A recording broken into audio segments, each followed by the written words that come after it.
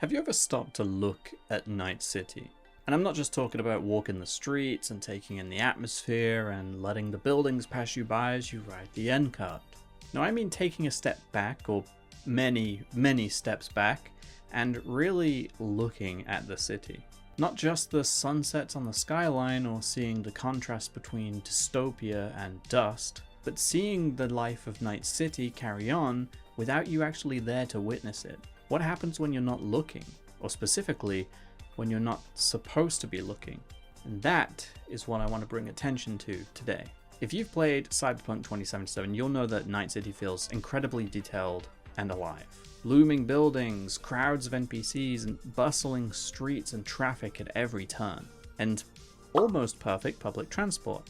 But no matter how many times some guy gets on a stage and tells us this new game has a living, breathing world, no game will ever truly breathe. So all of these NPCs that seem to just be going about their day, all of these cars traveling to and from their destinations, and every inch of the city that feels alive through clutter and through decoration and through pure flair. What happens to it all when you're not looking at it? Or when you're far enough away that you shouldn't really be paying any attention to it? Well, the simple answer is the same as it is for any game with distant rendering. All of those things will hit the end of their LOD chains. LOD stands for level of detail, and the LOD chains are what the game actually uses to decide how much detail to actually show you. This is primarily determined by your distance as the player to that object, and the LOD chain will feature several versions of that object, all with varying levels of detail. The further you go, the game will switch out that object for a simpler version of it, all the way until you hit the end of its LOD chain. Once you're at that point, those assets are going to look pretty bad, but that's okay because you're too far to actually see it anyway. And that's the point. You're so far that those details are no longer needed. But I find it fascinating when we can take a look behind the curtain, so to speak, or just taking a look at the curtain from really far away.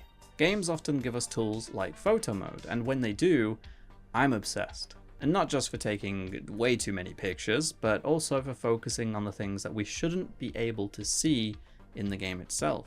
When you're in photo mode, a lot of games will give you the ability to adjust the focal distance, which really lets you zoom in on things. When you focus on something nearby, like the protagonist, all of those assets are going to be on the highest level of detail possible, meaning it's going to look pretty darn good. But when you look into the distance, however, where the game is no longer even concerning itself with the LOD chains, that's where things can get really interesting. Like this polygonal man in Black Flag Resynced. What a guy. So in Cyberpunk, we can use this focal distance to really zoom in on the small details of the city that are no longer holding any detail. The bustling streets, the crowds, the ambience, it all appears as if it's still there. But is it? Well, that's why I decided to spend a little bit of time looking out across the city from a couple of different rooftops. We already know that everything we can see in this game is a location we can go to, so it's not like we're just looking at a generic decorative cityscape.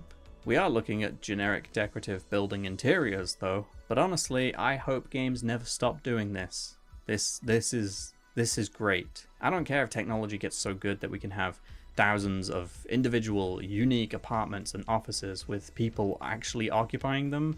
I want my weird sort of 2D, sort of 3D perspective textured interiors that are the same as all the others. I remember this kind of thing from Spider-Man 2 on the PS2, and we'll probably see a similar sort of technique used in GTA 6. And I'd have it no other way. But looking away from the building interiors, the life on the streets is the truly fascinating thing. Take the cars, for example. There will be countless cars as you're driving around the city or exploring the back alleys, but there are also countless cars in the distance too. Or are they really cars?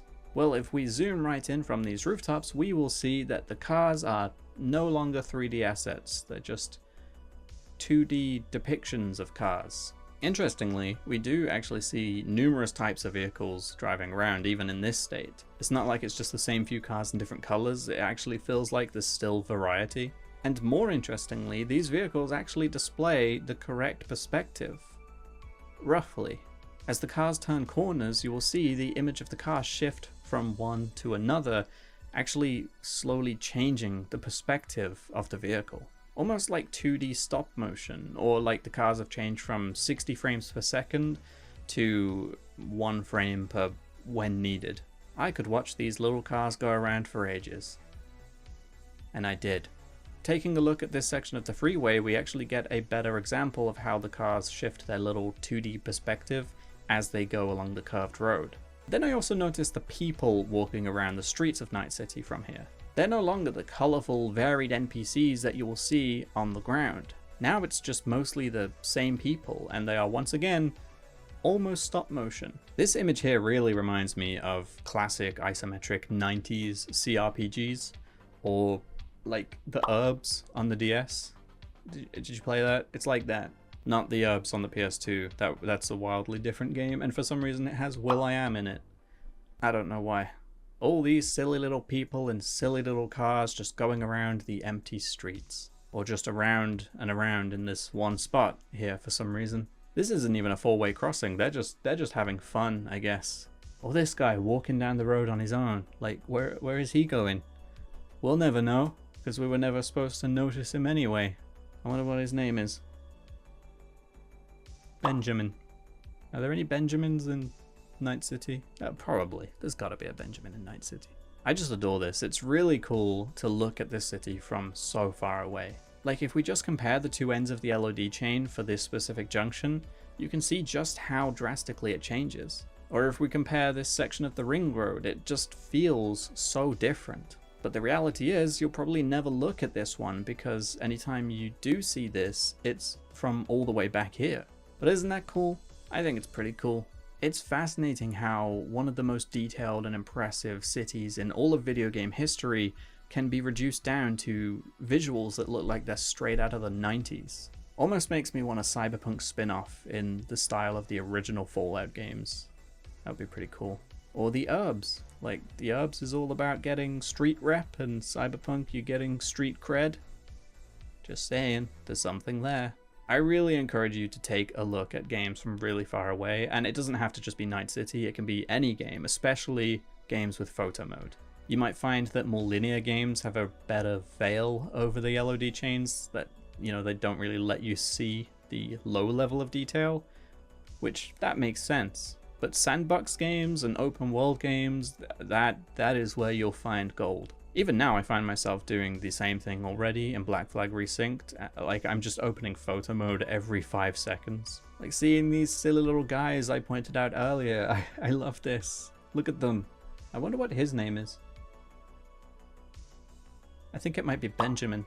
I just love taking the time to zoom in on things and seeing if I can catch out the LOD chains. Sometimes the game will kind of know, and it will switch out things to be more detailed so that I don't see it.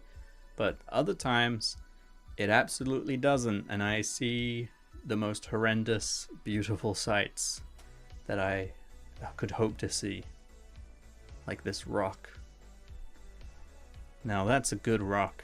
But hey, if you love games and how they're built and the lengths that they go to actually make us believe that these worlds are real, then take a look at them from further away.